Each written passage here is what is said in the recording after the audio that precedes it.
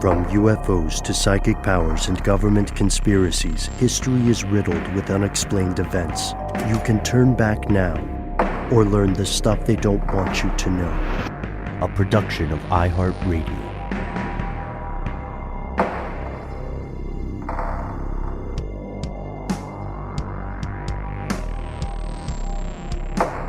Hello and welcome back to the show. My name is Matt. My name is Noel. They call me Ben. We're joined, as always, with our super producer, Alexis, codename Doc Holliday Jackson.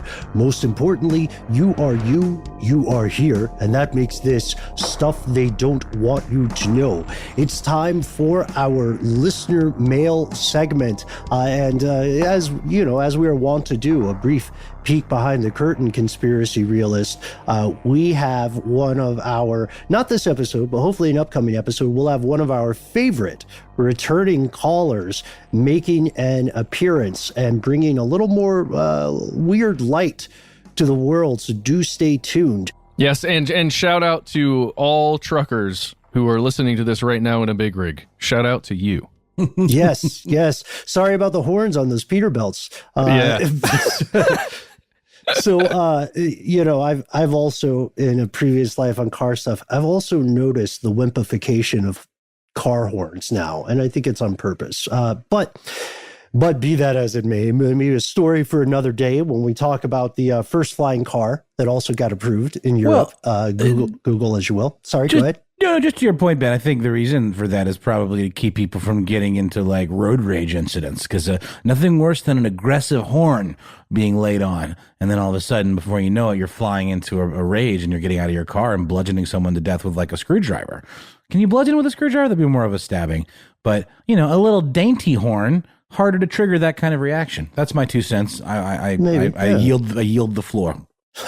I mean, we went down a rabbit hole with that before, just before we begin, with programmable, customizable car horn noises. You know, the auga is the most popular one. But one time I ran into a guy who had kitted out a vintage VW Bug so that when he hit the horn, it played that horrendous sound goats make that sounds like a person yelling. So, that one? Oh, it's worse. Have you looked it up? There are clips of it. It's like, ah! Oh, God. Yeah.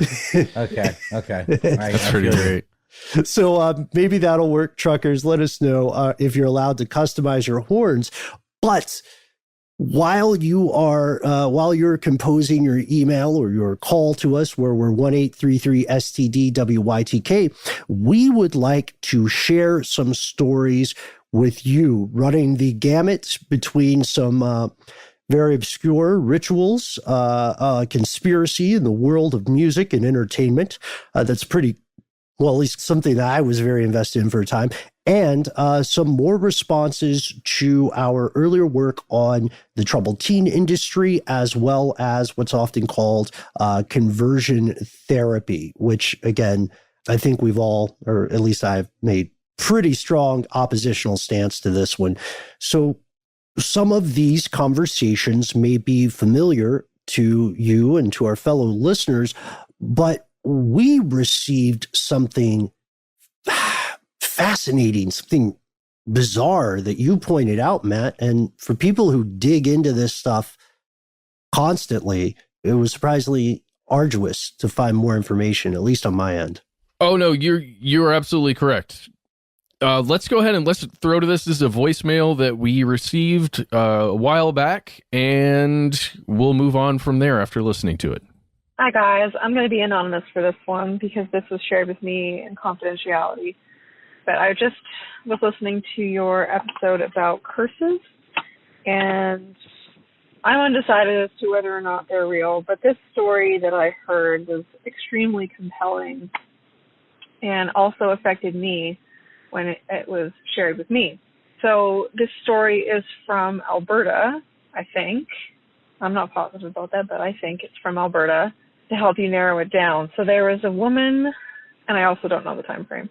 There was a woman who murdered her husband to use either the act of murder or his body or his blood or something in some type of ritual, and was then caught and charged for murder. and she cursed everyone involved with her trial, the police officers, the lawyers, the judge, whoever else would be kind of more intimately involved with such a trial. And within, I think, a year, maybe less, of her cursing this group of people, one of them got brain cancer, another got another form of cancer that later killed him. I think some of the police officers also became ill, but I can't remember the details. If you guys wanted to dig into this, I know it's rather light on the identifying details, but I really can't share more with you without either betraying my confidence or also just my memory is not fantastic. I heard several years ago. But loving your show, guys. Keep it up. I'm really happy there's more to listen to every week. And if you find anything, I'd love to hear about it on your show later. Bye. Okay. So we got that message, and immediately we were interested. I personally was searching everywhere I possibly could online. I was looking through dated articles from, that time frame that she gave. It could have been anywhere between 5 years to a decade to maybe even longer. I searched every year, specifically in Alberta and different parts of Canada, and I couldn't find any court cases, any legal documents, any even trials that would come close to the details that existed here. I couldn't find any criminal justice statements even, or press releases that came anywhere close to this story that was told to us on that listener mail. It's kind of like walking into a Blockbuster, if anybody remembers those, and saying, I'm looking for that movie with the person.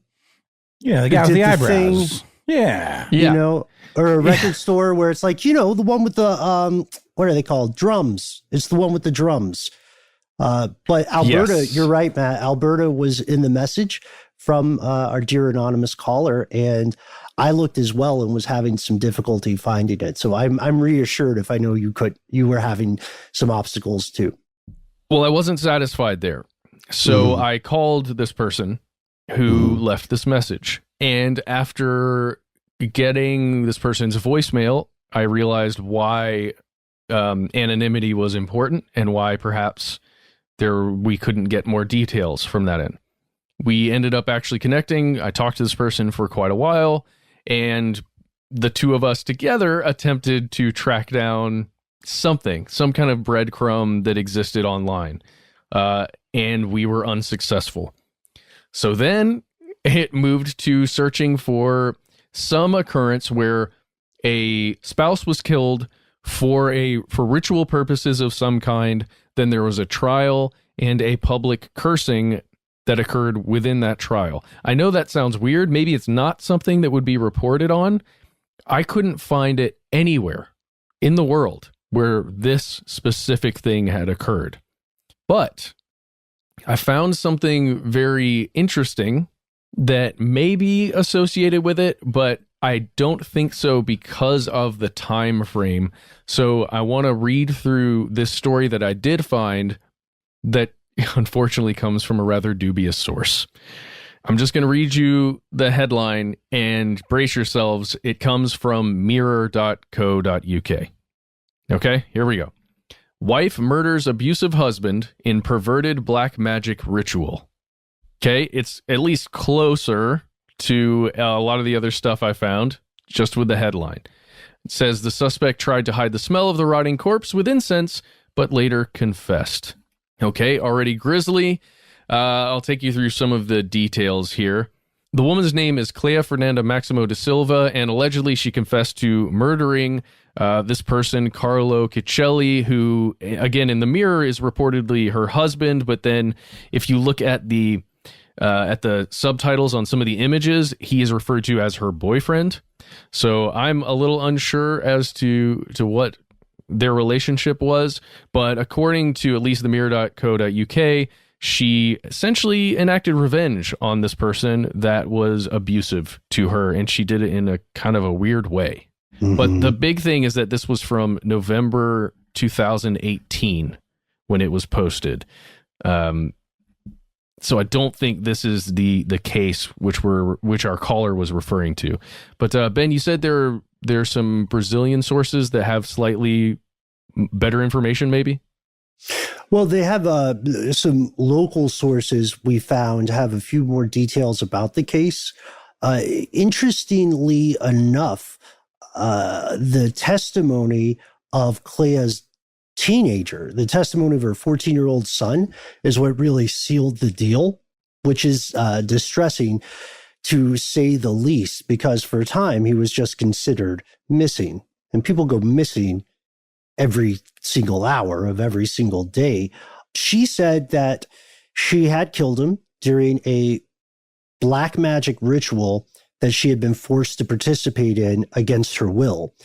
She also says that when she met Cicello, she met him in Italy, right? And when she first met him, he came up to her with like a kit that had crack cocaine and stuff in it. So he was living wild. And it takes us to a troubling point, I think, based on the local reports, which is, did she feel as though she was acting in self-defense? You know what I mean? Already, like, being forced to participate in a magic ritual, being forced to participate in anything is already a very, very dangerous proposition, right? Because you're not consenting to it. And she did confess, I believe. She came forward and said, yes, I did it, but here's why. And she also said she had been assaulted by this lawyer multiple times. Neighbors were unsuspicious, by the way. If her son hadn't said anything, then it's possible that if she didn't get away, it could have the case could have continued at least for a while. But when they found him, he had been dead for 39 days. So wow. So there's like a Faulkner aspect to it, a Faulkner-esque aspect. It's like Rose for Emily. Mm-hmm. Yeah, that's intense stuff. And again, like if you're trying to find English language news sources on this, you are essentially out of luck unless you're willing to read the Daily Star or mirror.co.uk. Yeah, it's a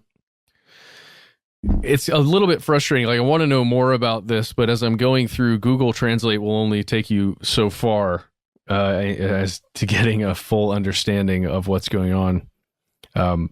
Because I don't see anything further. Do you see anything, Ben, past 2018 when charges were initially brought on her? Because as of this article, De Silva was being held essentially, but no charges had been brought at that time.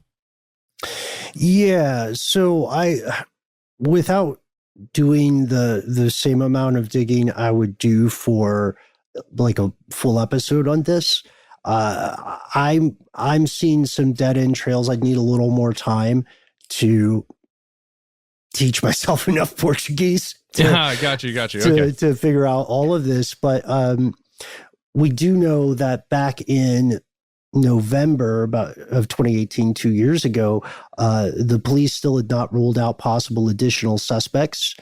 I mean, the idea of magical ritual does open up the possibility that there could have been other people involved to one degree or another. Right now, like as of that point, in an article you can read on Gazeta Web, investigators were still trying to figure out whether the motive for the murder was revenge or self-defense, or whether it was financial. Because the Italian national, the lawyer, had been relying on his family in Italy for money, possibly under pressure from his relationship in Brazil. So it's sticky, and I think we do need to find some more local reporting. At least 2019 or something. We have to consider too that it may have, it's quite possible the trail is going a little cold just because COVID has massively slowed a lot of court proceedings throughout Brazil and the world. For sure. And just so you know, if you are looking through and attempting, as we did, to find this particular story, you will see several coming out of. I see one story from Zimbabwe that I was following up on, one from Ghana, a couple other stories. There's one from CBC about a pagan fire ritual that went wrong, and a woman ended up getting badly burned and then perishing from her wounds, but nothing that is lining up. So if you somehow know about this story, know something that occurred, and can send us information, whether it is in writing, if you can just call and leave some more information about it, if you can find us, especially some kind of news story, please send it our way. We would love to know more. Maybe it's just, maybe it's not real. Maybe it's not something that happened, and the joke is on us. But if not, please, and you know anything, send us your information. We would love to hear from you. Agreed. And with that, we're going to take a quick commercial break and be right back with some more listener mail.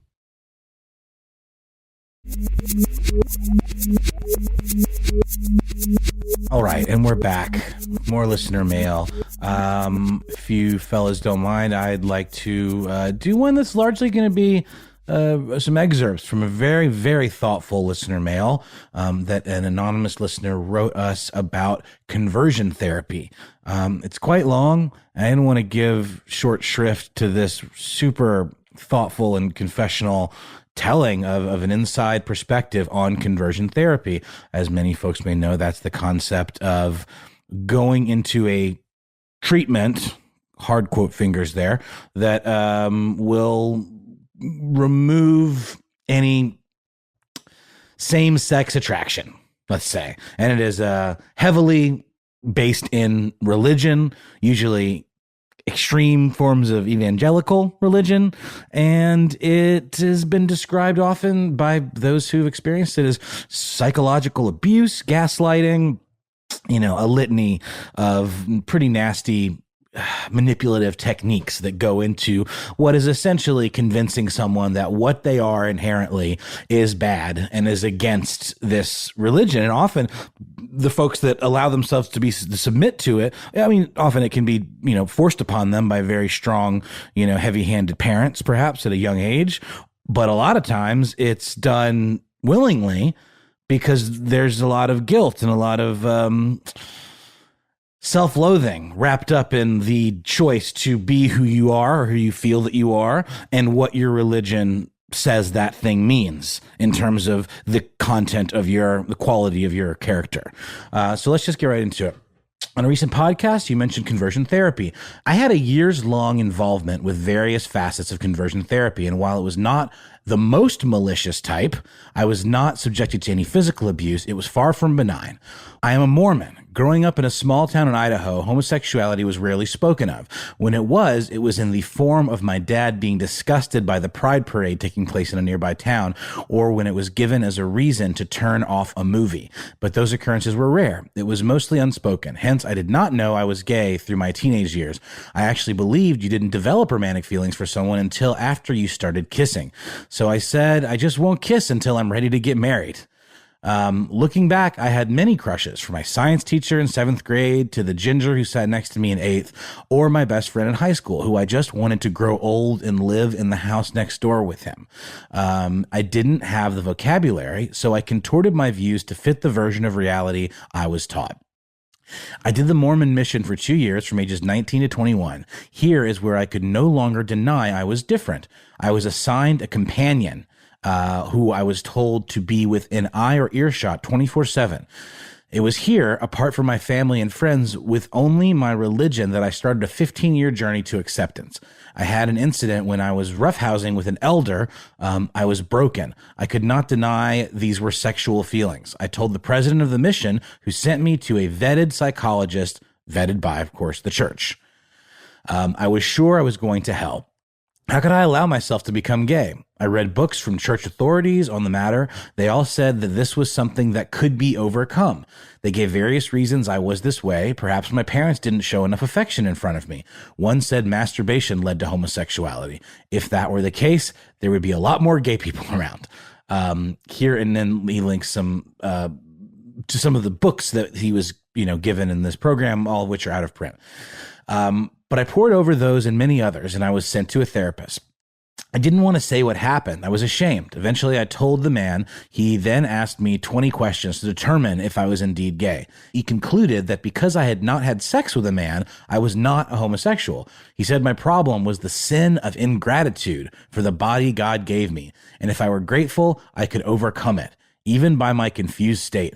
I knew that didn't make sense, but I left our visits resolved to get married and send the man a wedding invitation to show him his faith in my straightness had been correct.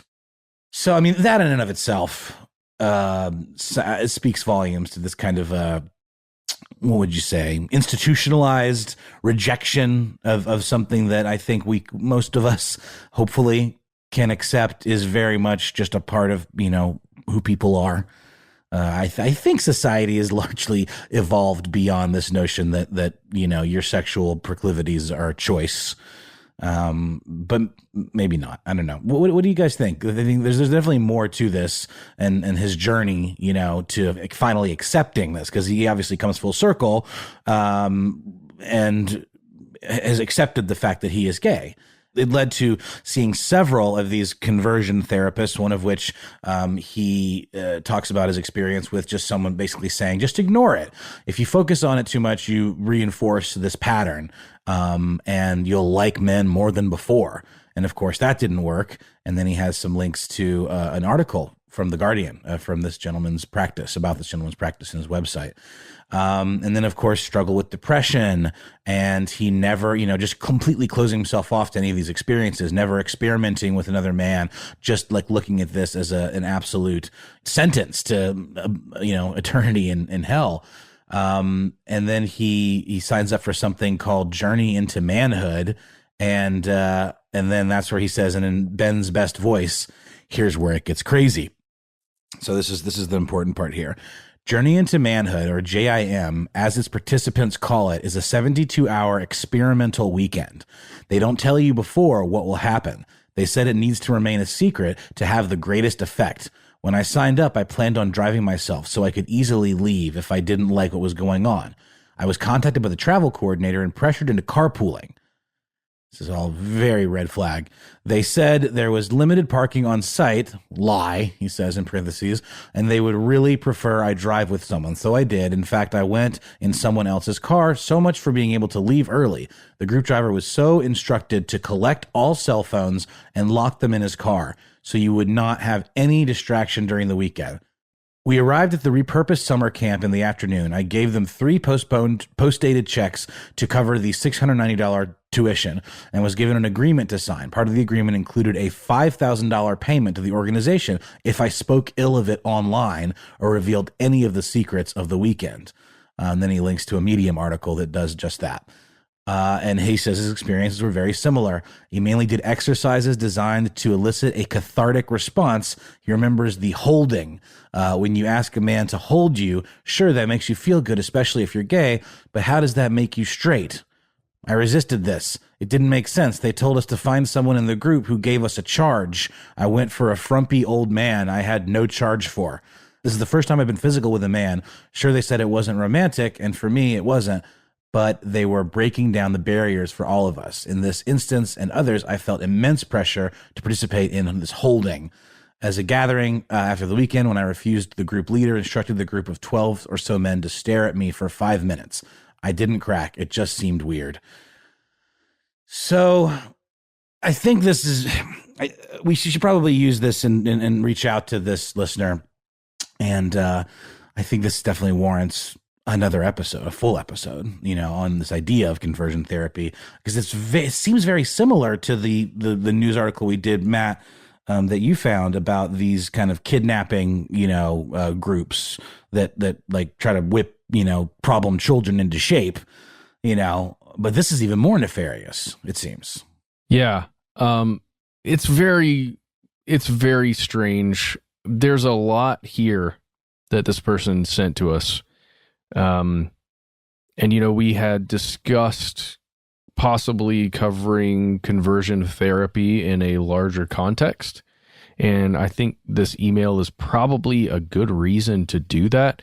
This whole what was it called? Journey into Manhood. That's right. 72-hour weekend. That article, there's an article from medium.com that he sent here, and it is a very interesting psychological thing that is placed on individuals.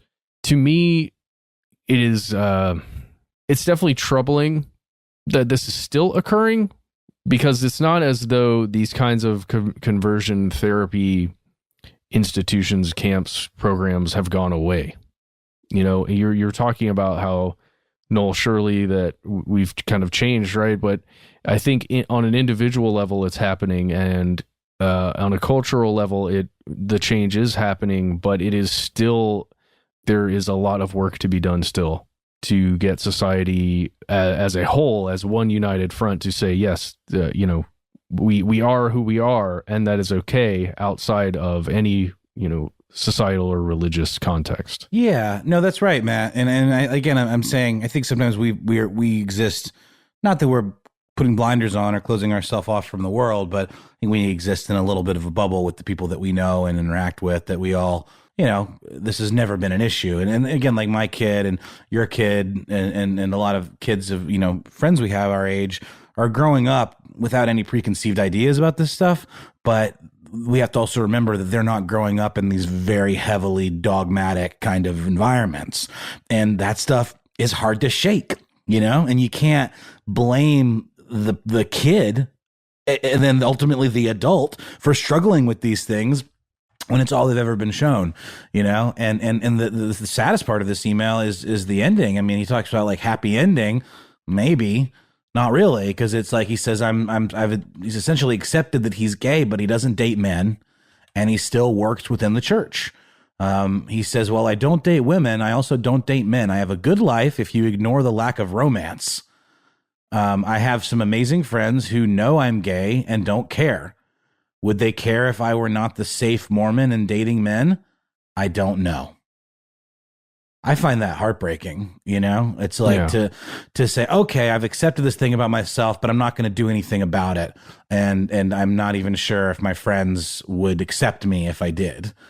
And I would just say to this listener, you can do better than that, you know. I mean, in terms of the people you surround yourself with, whatever. Who am I to say what your life should be or what your level of comfort should be? This is all so complicated. And let me retract that. I just mean, you know, I think it's possible that there's a version of this that you don't have to feel like you're looking over your shoulder, or like, what if I'm not accepted because I decide to go and go further into this thing, you know, which is just, I'm making it sound like it's some kind of crazy thing. It's literally just having romantic attachment to your chosen gender. You know, it's just, I mean, it's hard for me to say that that's all there is and all there needs to be. But again, it's not my life, but it just makes me. Hey, yeah. I wanted to get into one more thing that's written in this email that we received from our listener. And he's speaking about after going to this 72-hour thing that they call Journey into Manhood. He says there are holding nights where you get together and sign a paper never to reveal what happens. Then you all hold each other. We touched on that briefly, but this is like an actual event based around this practice. And this is after you're done with that 72-hour camp. Essentially, there's like, it's an organization that you are now working with and going to meetings essentially. And what he's saying is that it's a breeding ground for grooming. And this is really the stuff they don't want you to know in this. Older men would call up young men to, quote, get their needs met, which means holding. And while you can always say no, you're taught that this is important for you to provide this for others. This person would see 60-year-olds calling 19-year-olds for holding nights. And he just saying that it's insidious because it is sold to you in one way. This is a means to cure the ailment, and I'm giving massive quotation marks here, that this program is attempting to cure, to work on, when in actuality, it appears to be something very, very different. And he goes on to say that what you don't realize while you're going through this program is that what you're doing is actually just cuddling with someone, and the romantic feelings are very natural when you're in that position, when you're taking that action. And it's just this very strange thing, this journey into manhood thing that I think I want to look into it further. I want to understand what is actually going on there, because it does feel very, very odd to me.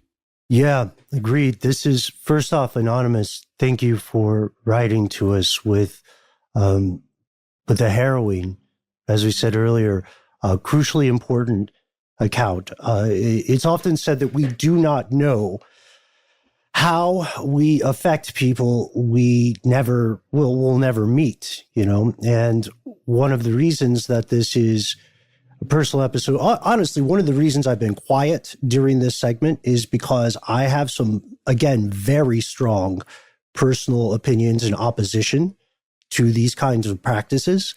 I do want to be objective, and we'll do so in a future episode. But Anonymous, on behalf of everyone who is listening to this and may find themselves in a similar situation, thank you, because you are doing a tremendous service by sharing your experience, and it couldn't have been easy to tell us this story, to write this email.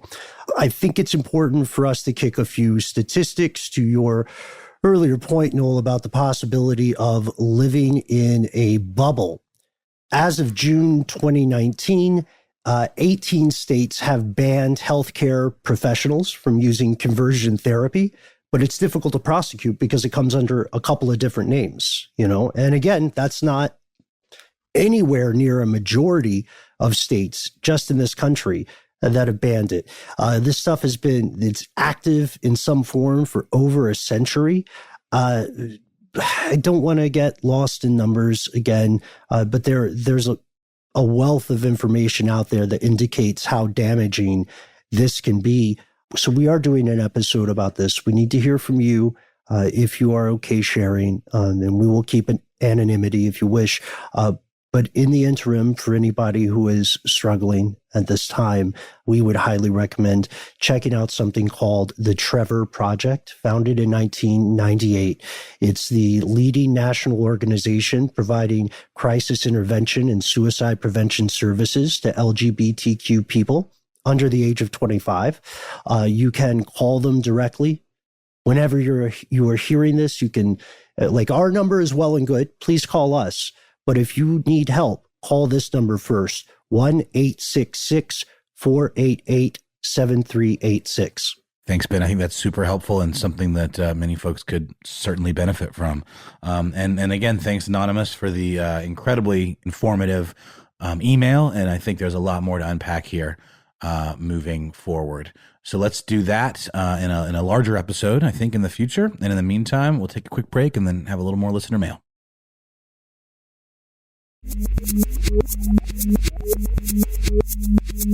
And we have returned for one more piece of listener correspondence.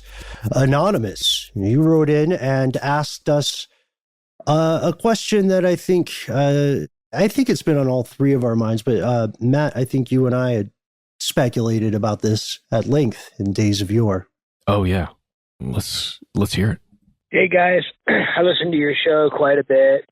Big fan. I've called a couple times with some pretty ridiculous stuff, but I actually do have a pretty cool, just like something that's bothered me for a long time. Not necessarily bothered, but this is an open-ended question with the death of Notorious B.I.G. It seems like it just happened and it was never really resolved. There were some leads and then it was just like case closed. And I kind of had done my own little bit of research a few days ago, and it's so much bigger than just a quick Google search. I mean, there's so many conspiratorial things out there and people who are very passionate about, what they believe actually happened, from an inside job with the LAPD to rival gang stuff. And it would just be cool to listen to a full breakdown of your guys' opinion. Anyway, that's all I got. Talk to you later. I don't care if you air my voice. Bye. I'm just laughing, because I'm so thankful that you included that last bit there, Anonymous, that we could use your voice. That's my cat. Leave it in. Anonymous, thank you so much for calling in. You're asking us about one of the legends in both the world of hip-hop and the world of conspiracy, the death of Christopher Wallace, also known as Biggie Smalls, also known as the Notorious B.I.G. In 1997, on March 9th, Wallace was fatally shot at a stoplight in Los Angeles. At the time, the murder was thought to be a culmination of an ongoing feud between East and West Coast music collectives, right? Because Tupac Shakur had been murdered just 6 months before. And in this fertile conspiratorial soil, there were many people already arguing that Tupac had faked his death and was living in Cuba. And you'll see people arguing that today, especially with the obsessive parsing of lyrics and symbols as interpreted through album covers.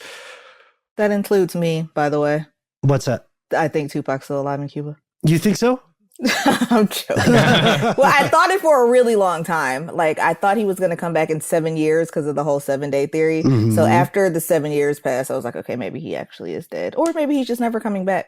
I think we were all kind of holding out for that 7-year window. It was very much a what-if window. Yes. Interestingly enough, we haven't seen as much conspiratorial stuff related to B.I.G. As we have with Tupac Shakur, but there's a very American genre of conspiracy. We don't like to let our celebrities die, right? Kurt Cobain, Elvis Presley, numerous actors of yesteryear. I guess to start off this conversation, I would ask, what do you guys remember when Notorious B.I.G. got shot? We're all pretty young, I think. Sure. Yeah. In my mind, I want to say it was like 94, 95, but I think it was later. I think it was like more like 97, you know? Yep. March 9th, 1997. I do remember, like, maybe not as viscerally, because this has nothing to do with anything, but I just wasn't as much of a hip hop fan at that time yet. And so it wasn't as much on my radar. Of course, it was a big story. I did not know the music of either Tupac or Biggie at the time. And so like something like Kurt Cobain's suicide was much more on my radar than that. But because of the way it was picked up by the zeitgeist and became instantly this fodder for, foul play and conspiracy talk, it certainly caught my interest pretty quickly. Yeah, it was certainly a very, very big deal when it occurred. Similarly, my musical tastes were elsewhere at the time. Like I told you guys, it was all Christian rock all day, all the time. And unfortunately, Notorious B.I.G. and Tupac were both speaking above my head at the time. But it was a big deal. I think what's so visceral is like the MTV News reports and how much was made in that realm early on after both deaths. And there was so much mystery to it. But at the same time, it felt like, oh, these are two major figures within the realm of this new rap world where there is fighting on either end of the United States about who rules this new space, that it felt almost mythical in a way, like right off the bat when the news broke. And I think that really led to the speculation, I don't know, that has just continued to grow and grow and grow and grow. Yeah, I think it's astute, Matt. A Greek tragedy with larger-than-life characters and their own misfortunes writ large in a way that is to a degree anomalous with the struggles the U.S. culture overall encounters at the time. It shows how one conspiracy leads inevitably to the next. LAPD at that time and for years afterwards was cartoonishly corrupt, and they were in charge of the investigation, right? And consider that in 2003, A friend of Suge Knight's, who will be familiar with anyone familiar with this story, named Wardell Pucci, was suspected of being the trigger man, if not the ultimate power behind the bullet in the death of B.I.G. In 2003, he was murdered, which, of course, if you think there's something more sketchy to the story, then of course, that seems like evidence of a greater conspiracy. Interestingly enough, I don't know if a lot of people know this, but so Biggie was shot in 1997, March 9th. Part of the reason the conspiracies grew was because Biggie's autopsy report was not released until December of 2012, 15 years after his murder. Wow. I wonder what caused it to come out then. It must have been some people looking into it, some researchers who are maybe working on a project for, entertainment purposes, film or television, doing a documentary or something. I wonder if they uncovered it and got it released through Freedom of Information or something. That's fascinating. It's a good question, and just like as you said, the Greek tragedies, right? Tupac and Biggie both used to be friends, and then they met with such untimely ends. The largest conspiracy theories about this are typically going to implicate Suge Knight directly as the orchestrator, the composer of this terrible event. But at this point, both murders, Tupac Shakur and Notorious B.I.G, remain officially unsolved, which is bizarre because you would think in the case of this level of celebrity, this level of renown, that there would be much more effort put into figuring out what happened. And again, that's not to say there wasn't effort put into it, but that is to say that effort officially seems to have met with bupkis. There were multiple civil lawsuits against LAPD, against, local authorities. There have been numerous works, documentaries, serious journalism, such as The Murder of Biggie Smalls in 2000, so before the autopsy was released, where journalist Kathy Scott said that the record companies might have had a dirty hand to play in this, which sounds nuts, but think about it. Both of these people are prodigious artists. They have a catalog such that they're continuing to make albums posthumously, right? Did the record companies figure that the rappers were worth more dead than they were alive? That's troubling. Yikes. Yeah, that is really scary. And that's a terrifying actual calculation. When something terrible happens to someone who is rising in popularity, if they die, then those works you'll never get another album, right? So then immediately the price of those albums skyrocket. That's an awful reality to face. It's the same where you have Prince passing away or David Bowie passing away, and all of a sudden their back catalog is just selling like hotcakes to people that maybe never even cared or gave them the time of day. It's the same thing with that. When there's tragedy behind something or some level of mystery, especially, it just reinvigorates people's imagination and their interest in it. And then you're right, those become these sacred documents that, yeah, you could argue, well, doesn't it make more sense than to just keep making more product? Or does it make more sense to sanctify these handful of records that then will sell great forever and all time? I don't know. It seems like a stretch to me. The notion that the record labels in some way orchestrated this to manufacturing beef, but certainly not having, well, I don't know. They were essentially, both of these labels, especially Death Row, we're a criminal organization. I mean, you have to hear stories about Suge Knight intimidating people, pistol whipping people in public. I mean, he is in prison for, I think, running over a gentleman with his car. And it's on, security camera. So it's certainly when we say the record label, we're not talking about a bunch of executives in a suite at Capitol Records, these labels had genuine beef that came from East Coast, West Coast criminal rivalry as well. It does feel like a stretch, but at the same time, man, I don't know. I'm just looking into posthumous albums now.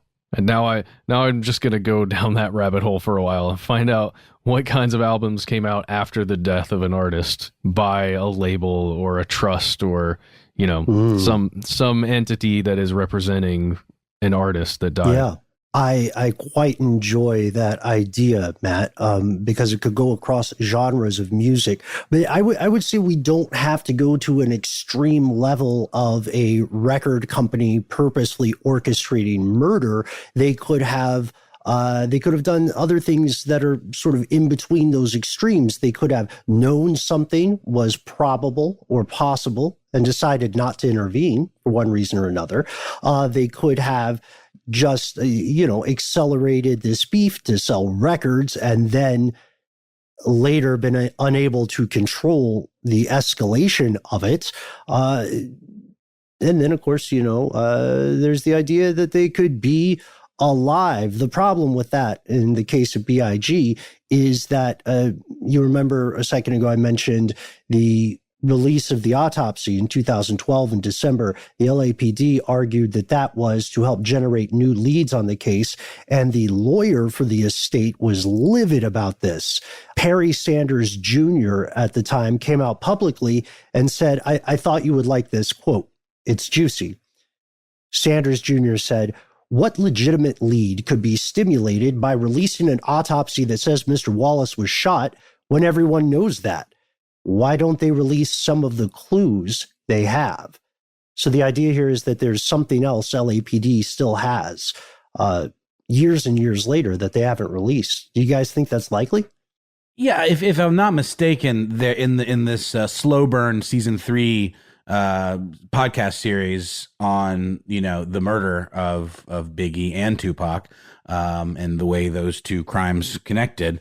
There is some kind of revelation they come out with, if I'm not mistaken. And I know there's a lot of stuff that the LAPD covered up, and there are some kind of tell-all books from former LAPD cops that do shed some light onto that stuff. But I would need to dig into it a bit more personally.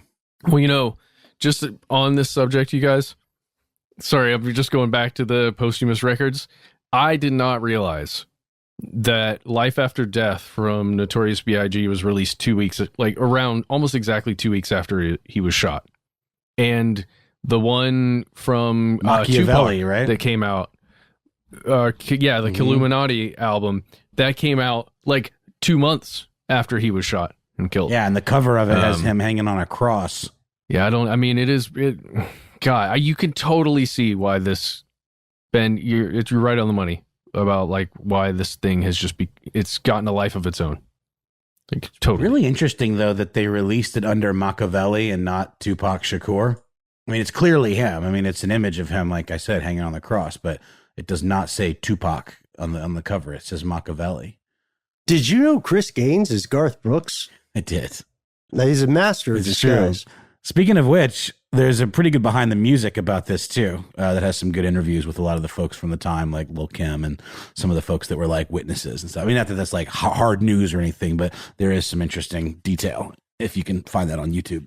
And I know we're running out of time and didn't get to spend much with this one today, but in the interim, yes, there is a treasure trove of valuable information here. This case does remain unsolved.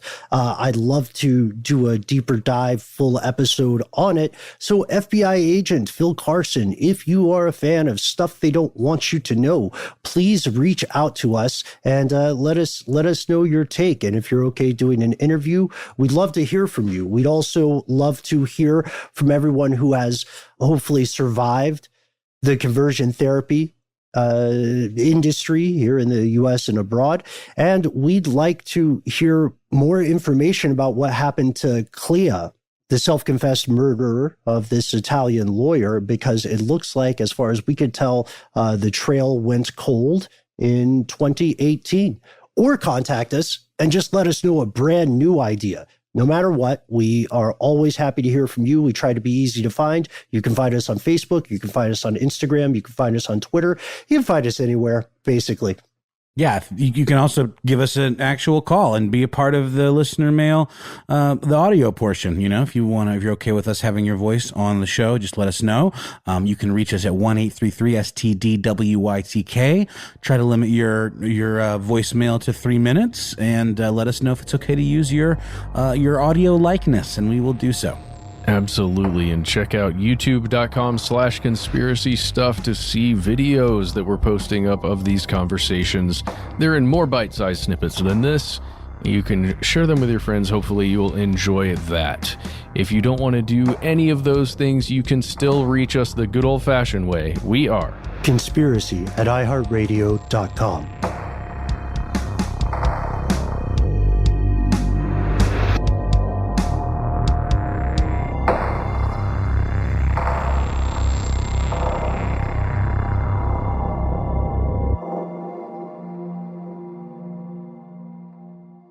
Stuff They Don't Want You to Know is a production of iHeartRadio. For more podcasts from iHeartRadio, visit the iHeartRadio app, Apple Podcasts, or wherever you listen to your favorite shows.